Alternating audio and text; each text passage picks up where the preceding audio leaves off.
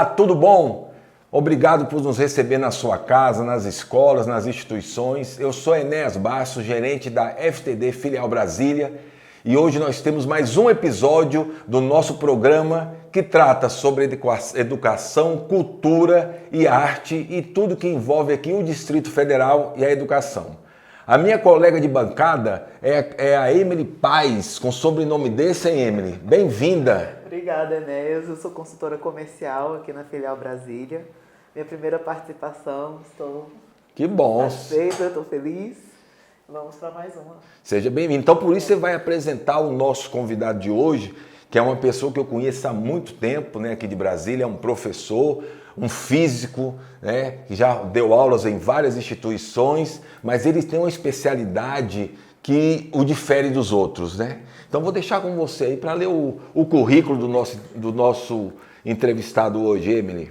Então vamos lá. Hoje nós estamos com o Thiago França. Ele é mestre em educação pela UNB. Ele tem MBA em processos digitais e proteção de dados.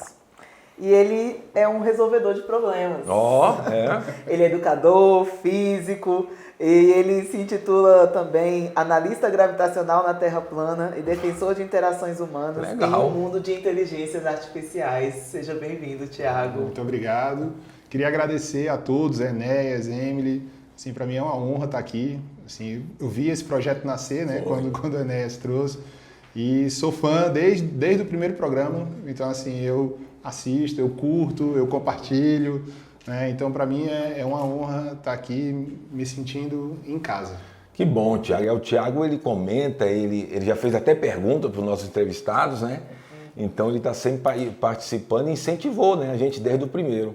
Obrigado, Thiago. Não, eu acho uma iniciativa fantástica, eu acho que precisa mesmo, não só produzir conteúdo, mas ensinar, né? Eu acho que o que nós tivemos aqui em todos esses episódios foram grandes ensinamentos, foram grandes entrevistados e, mais uma vez, eu me sinto honrado aqui nesse sentido.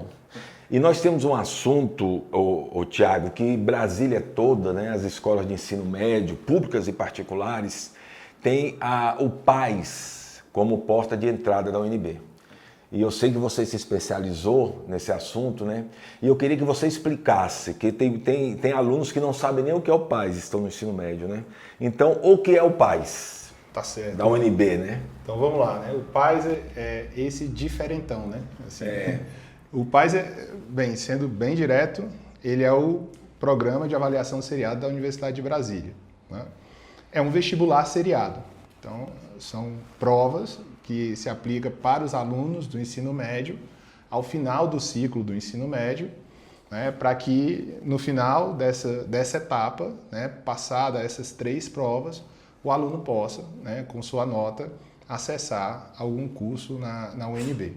Ou seja, é um processo seletivo, é a porta de entrada para uma das maiores universidades do Brasil, né, que é a Universidade de Brasília, e é algo assim que faz parte já, né, da história do Distrito Federal, né? Então, como programa de avaliação seriado, né, a gente tem um pioneiro, né, um programa pioneiro, tá certo? E, na minha opinião, assim, é um diferencial em todos os processos seletivos do Brasil.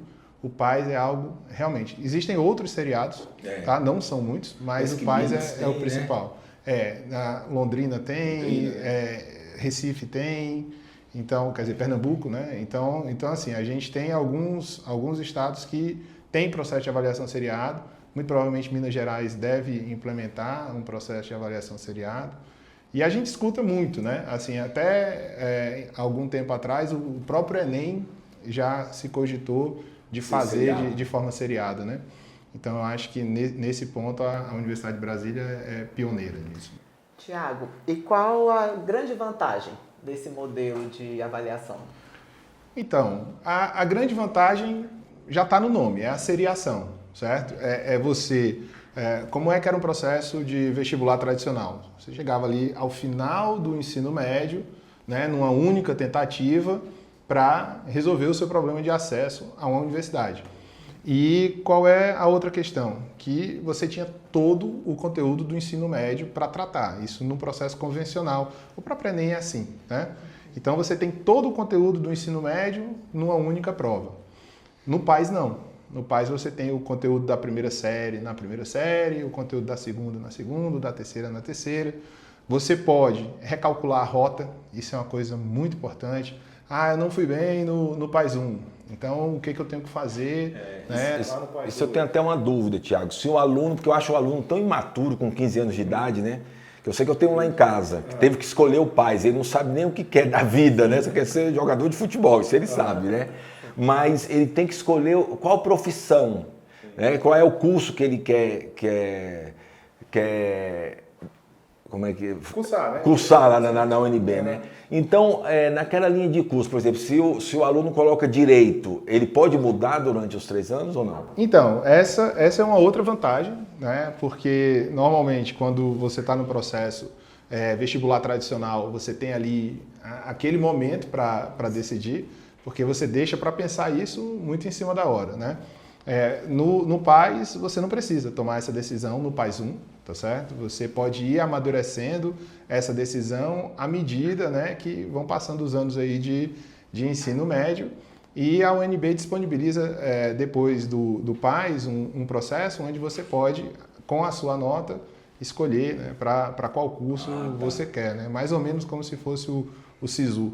Isso, primeiro você faz uma avaliação de qual é a linha de corte em cada curso, para depois poder fazer a escolha de qual... Então são muitas vantagens. Eu acho que a Emily fez o PAS. Fez a prova do PAS já? Não. Ah, que ela é nova, né? Então ela fez... Quase, né, Emily? Quase, o rosto não demonstra tanto, não. Mas tem uma novidade, né? Que agora, assim, não é mais restrito só a alunos do ensino médio, né? Então todo mundo pode viver essa experiência aí do PAS. E eu recomendo, assim, fiz isso muitos anos com o Enem, né, e agora vou buscar minha inscrição no PAS para viver esse momento aí junto com todo mundo. Ah, então eu não sabia dessa novidade. A gente pode fazer isso por PAS? Pode, tem que estar mesmo cursando estando fora do ensino médio. Isso. Essa é uma novidade, realmente, eu não sabia.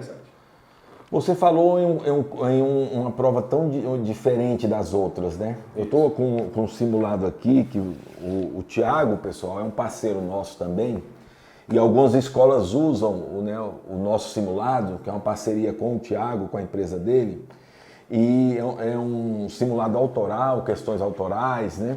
E eu vendo esse último, Thiago, que você fez aqui pra gente, é uma prova diferentona mesmo, como você falou, né? Isso. Então, o aluno do ensino médio, qual a dica que você dá para o aluno, a primeira prova que ele vai fazer no PAS? Então, Enéas, eu costumo dizer que, bem, o mais importante é você primeiro conhecer a regra do jogo. Isso. Então, lei de ouro aqui em Brasília. Você vai fazer um concurso, você tem que saber quem é a banca, você tem que ver o edital... Né? Então esse é o primeiro passo, 0. Assim, apitou, começou o jogo, qual é a banca, cadê o edital? Né? Então esse é o primeiro ponto. Depois é entender a estrutura do PAS. Né? Então, assim, por ser um programa seriado, o PAS ele tem uma matriz, né, de habilidades e competências, então é importante você conhecer a matriz do PAS e, mais do que tudo, assim, em conhecendo a matriz, se dedicar às obras. Né? As obras que eles indicam. As obras indicadas. De domínio público, né? De domínio público. E assim, isso é um outro diferencial do PAS. Né? São essas obras. Porque uma questão de arte, de música ou de cênica vale a mesma coisa de uma de física ou química. Exato, exato. E aí, até respondendo a sua outra pergunta, isso é até bem calibrado, né, ao longo das etapas. Então, por exemplo, você falou, mas o aluno da primeira série ele é imaturo. Mas tem uma previsão para isso. Né? Então, a prova é calculada para isso? Assim, a gente não pode dizer que ela é calculada, porque assim, nem tudo são flores, né?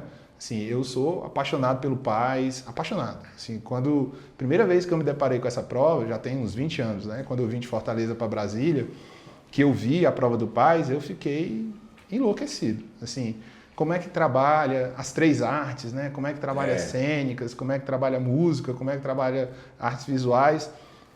E o reflexo disso no currículo, né? Eu já achava isso fantástico. Mas, assim, o que acontece? Eles embora não tenha uma série histórica, né, para você dizer, ó, isso se repete, é um padrão. O que é série histórica? A série histórica é assim, por exemplo, o Enem, ele tem uma matriz de habilidade que permite, e um método de cálculo, que te permite olhar para os Enems do ano passado e conseguir se posicionar ali dentro da prova, dentro do método de correção, dentro da escala, né, do Enem.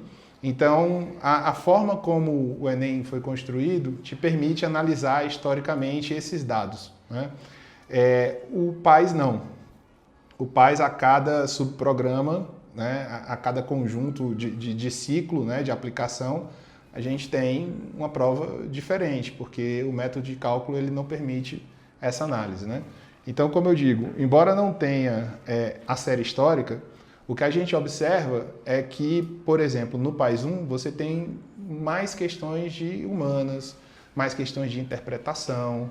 Assim, não é que não tem matemática, não é que não tem física, mas isso, né, tá assim um pouco mais diluído. Então, você vê uma prova que está ali justamente pensando nesse aluno, né, mais 16 exato. E aí ela vai mudando um pouco de complexidade. Tanto porque o conteúdo vai se tornando mais complexo à medida que, né, que você avança nas séries, mas a prova ela também vai ganhando ali uma divisão, né, um certo equilíbrio entre exatas e humanas, né? Então eu diria assim, isso não é uma regra, mas no PAS 1 você vai ver mais humanas até do que exatas. Tá. No PAS 2 você vai ter um pouco mais de equilíbrio e no PAS 3 isso aparece bem equilibrado, né? Assim, mas, então assim, diante disso, é importante você entender essas obras, né? Porque elas vão estar presentes nas 3 etapas, tá certo? E outra coisa, né? Porque, assim, essas obras, diferente de muitos vestibulares tradicionais, então, assim, a gente tinha...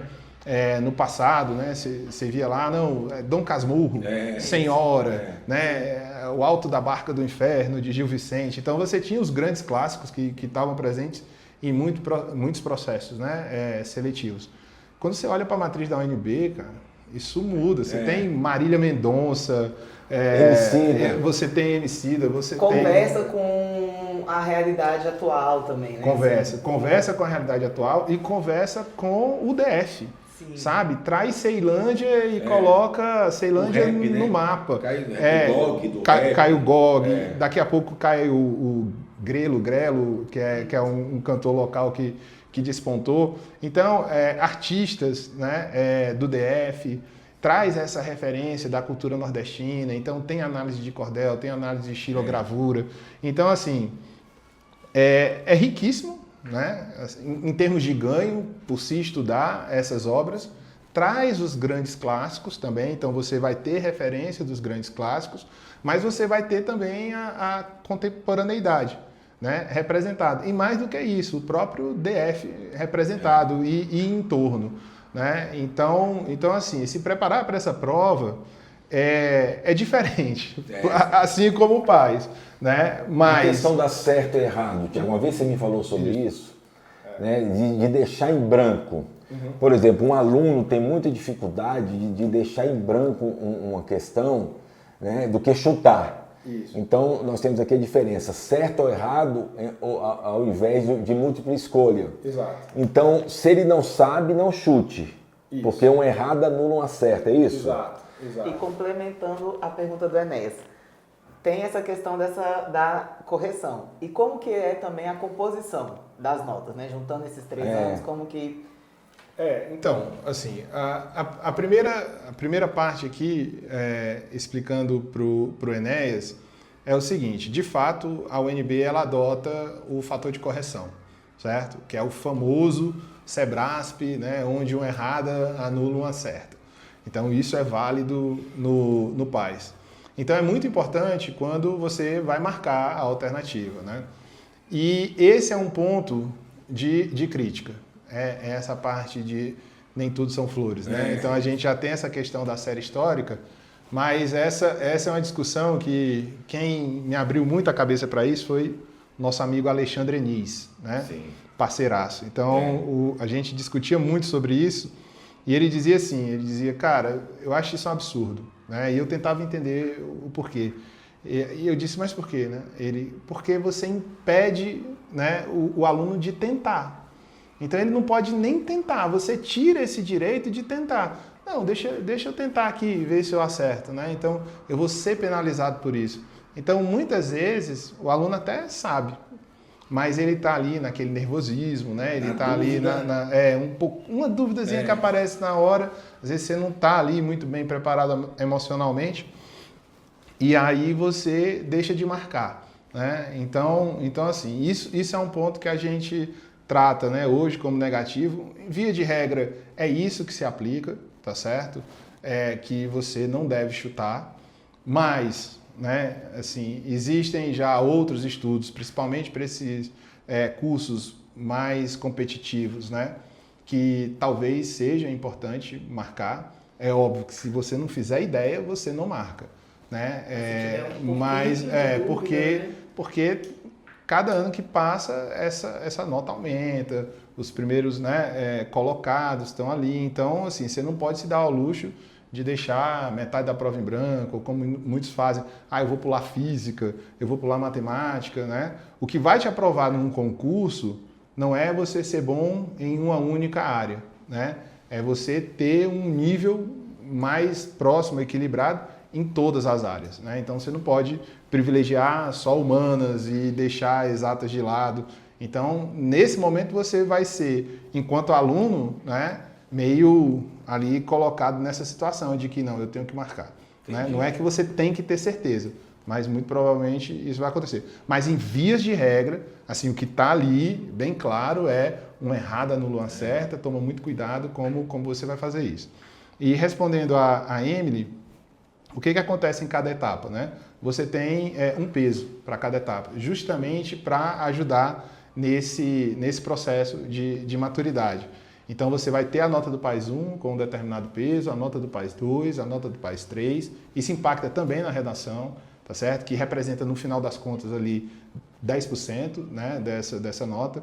Parece pouco, mas 10% de aumento para todo mundo e todo mundo ficar feliz, né? Então é só você pensar em dinheiro que você vai ver que qualquer percentual faz a diferença. Qual é o estilo da né? redação, Tiago? É narrativa, é dissertação, como é que é? Não, a redação do PAS, ela tem vários, vamos dizer assim, padrões, né? Então ela pode ir desde uma carta, né? Ela não tem ali como é o Enem, que vai ser sempre uma dissertação com a proposição de tema de intervenção, né? Então a redação que é outro diferencial do PAS com grandes reflexos na sala de aula, né? Então a gente vê hoje, cara, é impressionante como os professores de redação eles se dedicam a isso, né? E a gente vê cada vez mais várias escolas, não só as grandes escolas, né? Mas escolas menores ali, mais modestas,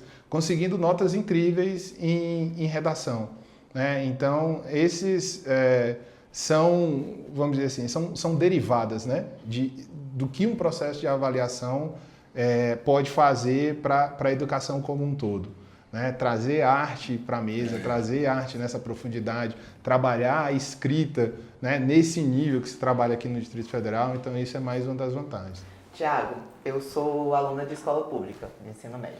E aí também até um dos motivos que eu não fiz o PAS, porque eu fiz magistério. Então eu não tinha química, física, né? Foi um dos motivos que eu não fiz. E aí a minha pergunta é, você vê diferença assim, entre a educação pública e privada como um impacto nesse programa de avaliação seriada da UNB? Não, de forma alguma, né? Primeiro porque a UNB também foi pioneira nessa questão das cotas, né? Então, quando você tem os alunos cotistas, eles estão ali disputando entre o próprio grupo, né, de cotistas. E um outro dado que talvez não tenha uma relação direta com o PAS, mas explica essa jornada toda, né, de transição do ensino médio para a educação superior, é que o nível dos cotistas, no final do curso, ele já é muito próximo dos não cotistas. Então significa que mesmo entrando por cotas, chega ao final do processo, o seu nível de graduação ele é muito próximo, em alguns casos, alguns cursos até superior a dos não cotistas, né? Então, A escola pública tem uma cota de entrada. Tem uma cota de entrada. Isso. Então, assim, tem a cota para a escola pública e ainda tem as outras cotas, né, raciais. Então, assim, a UNB ela foi pioneira, né, nisso e tem dado muito certo. Assim, na minha visão, é um ganho enorme para o aluno da escola pública. Então, dentro da UNB tem uma diferença na recepção desses alunos ou durante o curso eles vão se adaptando? Não, nenhuma diferença, tá? Assim, a única questão é que você tem aquele espaço de cotas ali para poder fazer o seu processo, né? Mas quando entra não existe, nem poderia existir nenhuma diferenciação desse tipo, né? Então, essa é a democracia, a pluralidade, né, de uma universidade como a UNB, né? Então, abraça todo mundo, recebe todo mundo e, ao final, coloca todo mundo em pé de igualdade. Isso é um negócio fantástico. Qual é o curso mais disputado? Então, a gente... Hoje, assim, quantas vagas para entrar no curso de medicina, por exemplo? Então, aí esse é o grande ponto, né? Eu costumo dizer assim, uma frase que talvez seja um pouco dura, né? Que não cabe todo mundo na UNB, não cabe todo mundo no primeiro lugar, não cabe todo mundo em medicina. Isso, né? Então, tanto com a questão das cotas, como do próprio vestibular da UNB, né? O que você tem? Você tem, para ampla concorrência, um número reduzidíssimo de vagas, tá certo? Então, assim, eu não vou saber todos os cursos de cabeça, mas você vai ter curso, às vezes, com 12 vagas ali de ampla concorrência, né? Ampla concorrência, 12 para 1. Isso.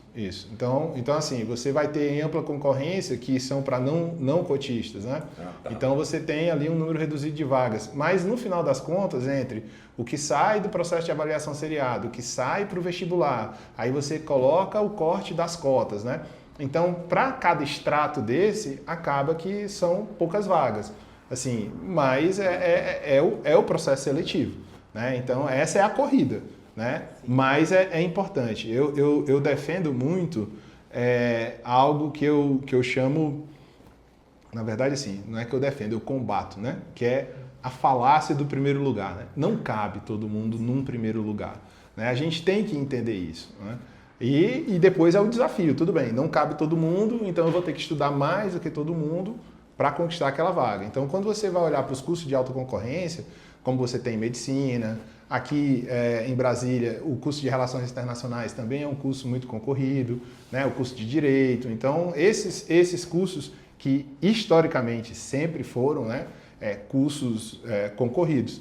Mas você tem outros cursos, né, que já tem um espectro maior, né, que te permite, vamos dizer assim, acessar a UNB e a partir dali, de repente, você traçar uma outra jornada, né? Não significa necessariamente que você entrou para letras que você vai ter que ir para uma sala de aula dar aula. Né? No mundo de hoje, você pode ir para letras e, de repente, se especializar em semântica de inteligência artificial. Olha só que coisa louca, né? Assim, eu inventei essa profissão, mas a gente sabe que o futuro, né? Eu não sei se basicamente semântica de inteligência artificial, mas já tem uma área da linguística que está indo voltada para essa área de inteligência artificial. Eu sei porque eu sou da área de letras, né? Então, com certeza. E aí, é uma pergunta, assim, que eu tenho. Hoje em dia, o que você pensa que a gente pode fazer com os alunos, né, trabalhando nessa área de educação, para enveredar os alunos no curso de educação? Assim, qual é o desafio? Porque a gente vê que a concorrência, né, medicina, direito, relações, sempre vai aumentar e para os cursos da área de educação sempre vai diminuir. Né? Licenciatura, né? Essa é a pergunta de $1 milhão, né? Né? Assim, a gente vê hoje, por exemplo, o movimento do governo fazendo esse incentivo com pé de meia para a licenciatura. Né? Nós temos relatórios atuais já anunciando o déficit de professor. né? Mas o que eu... Aí é o meu achismo, tá certo, Emily? É o seguinte, a gente tem que mudar a relação do professor com o conteúdo, né? Lá no LinkedIn eu solto umas frases assim mais duras assim, e um dia eu falei assim: professor, se o senhor quer ser apenas ouvido, abre um podcast, porque aí você vai ter a sua audiência, o cara vai só te escutar, né? E então assim, o que eu vejo? Que essa relação, ela precisa ser revista, do professor com o conteúdo, do professor com a aula, né? E do professor com o aluno. Porque o que levou, o que talvez leve as pessoas para a licenciatura, isso é uma pergunta que eu me fiz, por que eu larguei a engenharia no 8º semestre e fui fazer licenciatura em física, né? E eu fui pesquisar isso, né? E é o que a gente chama de processo de socialização do professor. Ou seja, quais são os elementos do entorno social daquele indivíduo que levam a tomar essa decisão de ser professor. Seu pai era professor? Meu pai era professor, minha mãe era professora, os meus padrinhos, tios, todos eram professores. Então, eu vivi no meio de efervescência, de cursinho, né, com em volta ali de professores. Eu vivia escola como aluno, como filho de professor. Então, foi fácil entender por que eu tomei essa decisão. Mas, às vezes, é um exemplo. Às vezes, você tem um professor, uma pessoa que te encantou naquele convívio diário, e diz: não, eu quero ser igual a esse cara, né? Então, assim, por exemplo, meu pai é professor de biologia. Mas por que eu não fui ser professor de biologia, né? Porque eu tive um grande professor, que é o professor Idalfrânio, que a gente encontrou lá na BET, e por conta dele eu quis fazer física, né? Então, era para ir para física. Então, eu vejo muito essa relação, né? Professor-aluno, professor-conteúdo, ela precisa ser revista, porque se ela não for revista, aí a gente realmente vai ter problema. Tiago, nós estamos encaminhando aí para o final. Você vê que o papo corre rápido, né? Bom, papo bom. Tem que ter o lado, pessoal. A produção tem que colocar aí. Não, mas vamos conversar. Tem mais cafezinho, né?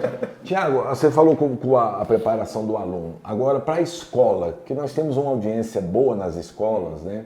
E alguns mantenedores nos procuram, né, Emily? Para como é que eu faço para aliar o material, o trabalho do PAIS com o Enem durante o ano, né? Sim. Qual é a dica, qual a sugestão que você dá para uma escola regular? Então, esse é um outro desafio, tá, Enéas? A primeira coisa é o planejamento pedagógico, tá certo? Então, assim, se você tem esse intuito, né, de se preparar para o PAIS, você tem que olhar de fato para a matriz e refletir essa matriz no planejamento pedagógico. Isso é a primeira coisa, né? A segunda coisa é você buscar um material didático que seja mais dinâmico, que dê mais liberdade dos professores construírem as suas próprias trilhas, né? Então, um material mais... Já deu uma dica aí das trilhas, hein? Eu gostei. Não foi combinado, não. Foi não. Depois, paga lá o merchan lá que tá tudo certo. Não, mas é isso mesmo. Você precisa ter um material mais dinâmico que atenda a essa complexidade, né? E depois é o investimento em simulados, né? E não é só fazer uma prova simplesmente parecida com o PAIS. É criar uma imersão, uma experiência, né, como se fosse o exame. Fazer o simulado sábado à tarde, fazer o simulado com o mesmo número de questões, reproduzir um cartão-resposta muito semelhante ao cartão-resposta da UNB, dar um resultado, uma devolutiva que seja muito próximo do boletim de desempenho. Então, quando você cria essa experiência, né, PAIS, aliado a tudo isso, o que você está fazendo? Que talvez, se não vai ser a palavra da moda, para mim é a palavra da moda. Você cria uma cultura, né? Então você vai criar a cultura do PAIS na sua escola. Então isso é muito importante para o gestor, é criar essa cultura, é envolver coordenação, direção, professor, desde aluno. O começo. Porque eu vejo quando a gente faz o trabalho com o Tiago, Emily, ele entrega o diagnóstico por aluno, por turma, né? E aí a coordenação consegue também uma correção de rota, uma nova trilha, né? Para aquele aluno, mas isso tem que ser desde o primeiro trimestre ou bimestre, não é isso? Exato, exato. Assim, o que a gente procura fazer dentro de uma experiência de simulado, né? É colocar o aluno dentro do PAS antes do PAS, né? Mas para a gestão, o que a gente procura fazer, que é outra palavrinha da moda, né? É a gestão educacional baseada em evidências, né? Então, nós trazemos muitos dados. Então, a gente tem ali o boletim do aluno. O aluno ele vai ver a nota dele, o score bruto. A gente tem até uma simulação do argumento padronizado que a gente consegue fazer com dados que a gente tem. Mas, para a gestão, a gente tem um panorama de todas as áreas. Então, a gente vai indicar pontos fortes, a gente vai indicar pontos de melhoria, a gente vai indicar quais são esses pontos de mudança de rota. Disse, olha, todo mundo errou a questão aqui dessa obra, né? Será que ela foi trabalhada adequadamente? Né? Todo mundo errou essa questão de matemática. Será que isso aqui, né? Então a gente dá esses indicativos, né? Então isso são resultados, né? Meta-resultados aí de uma avaliação. E a sua equipe, Thiago, orienta também a escola nesse sentido, né? Depois não entrega só o simulado nem o diagnóstico, não, né? Não. É uma consultoria mesmo, né? Exato. A gente vai lá, entrega, trabalha, explora os dados, tira a dúvida do gestor, explica, né? A gente trabalha em parceria mesmo, assim, não deixa o gestor sozinho, o professor, a equipe, a gente está sempre junto. Vai lá, né? Não, só voltando um pouquinho assim, no tema do aluno com o PAS. Esse aluno, como você indica que fora toda a preparação da escola, em casa, como ele pode se organizar, se preparar para fazer essas abordagens de estudo, estratégias para o PAS? Então, a gente tem as regras de ouro também que se aplicam, né? Primeiro, resolver provas anteriores. Embora a gente não tenha essa série histórica, resolver provas anteriores vai te dar uma noção de como são as questões, né, do processo de interpretação. Então, resolver provas anteriores é muito importante. Ter um bom material de referência, né, o seu material didático. Ter recursos para além do seu material didático.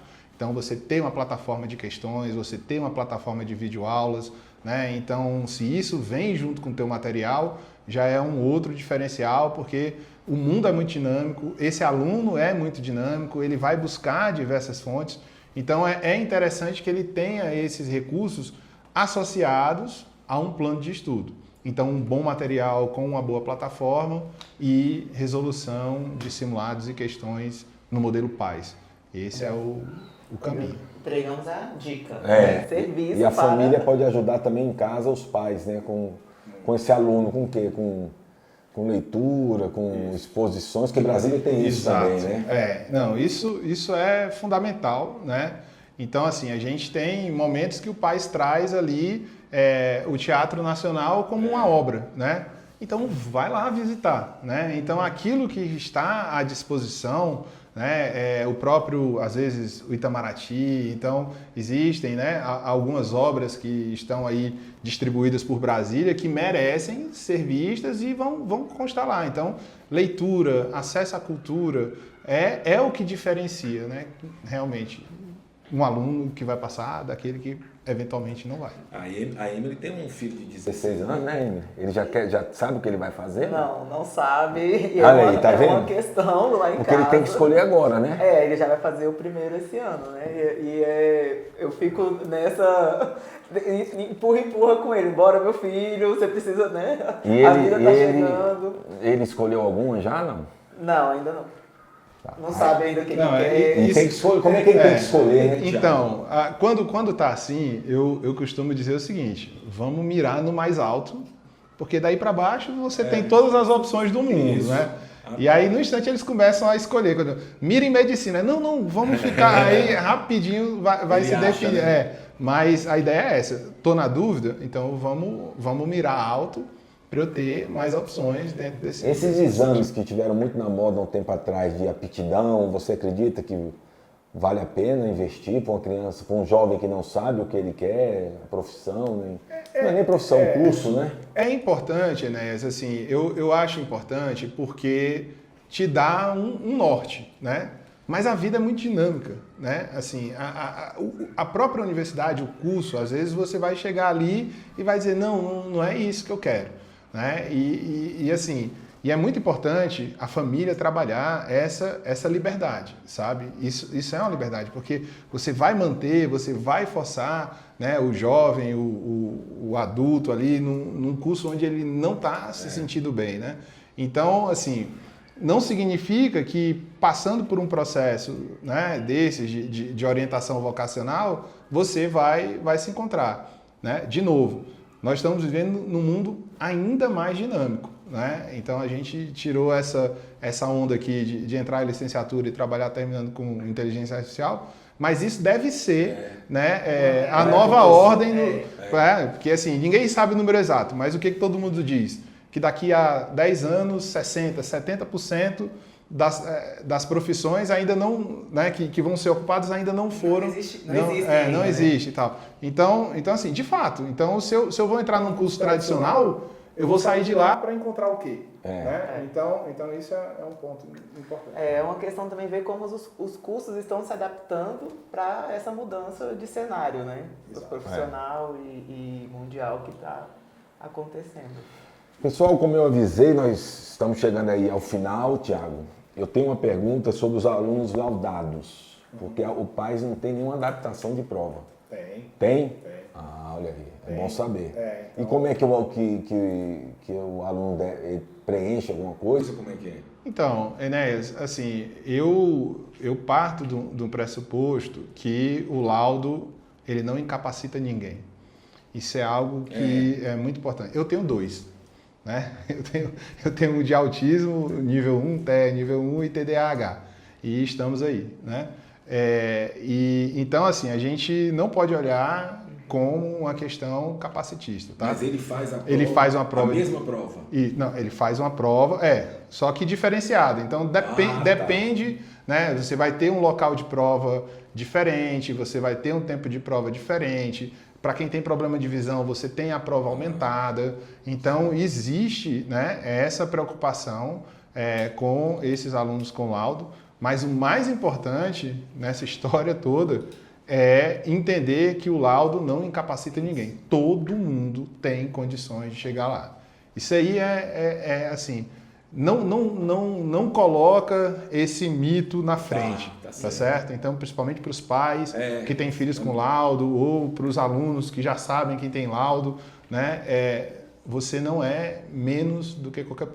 Eu digo assim, você só tem um tempo diferente para fazer isso. Só precisa de um espaço adaptado, né? Adaptar as condições para poder brilhar, né? Exato. Pessoal, é isso aí. Mais uma vez, obrigado. Emily, suas considerações finais, né? Eu agradeço por vocês nos acompanhar nas redes sociais, né? Compartilhem com seus amigos, deem sugestões para novos entrevistados, né? O Thiago veio com esse tema do PAS, pode voltar com outros temas, que ele é múltiplo, né? É um resolvedor de problemas, né? Que você leu aí, né? E aí, Thiago, obrigado pela sua presença, pela sua parceria conosco, com a FTD, né? A sua simpatia e disponibilidade de sempre nos atender quando a gente precisa. Não, eu que agradeço, assim, primeiro de estar aqui, segundo de fazer parte não só dessa parceria, mas dessa amizade, né? Eu acho que o mais importante é a amizade para além da parceria e dizer para todo mundo, assim, que embora diferentão, o PAS é algo que realmente não só muda a realidade da sala de aula, né, como muda a vida de qualquer pessoa que entra numa universidade pública. Então, é isso. Agradeço demais. Valeu. Agora você, Emily Paz. Olha aí, ó. O nome dela é com Z. Paz com Z. Paz com Z. De paz de mesmo. De paz. É isso aí, Emily. Eu agradeço. Eu adorei participar. Gostei muito de ouvir o Thiago, porque realmente estou com 2 adolescentes em casa, então é uma preocupação que eu tenho em relação ao vestibular deles, né, essa participação deles acadêmica. E eu adorei participar, gostei. Que bom. Obrigada. Então você já vai ficar para o próximo episódio também, viu? Obrigado, Emily. Obrigado, Tiago. Aguardo vocês no próximo episódio do podcast da FTD Educação. Surgiram temas, entrevistados, vamos bater um papo, cada vez mais valorizando a nossa prata da casa e falando de temas pertinentes à educação. Um grande abraço e até a próxima.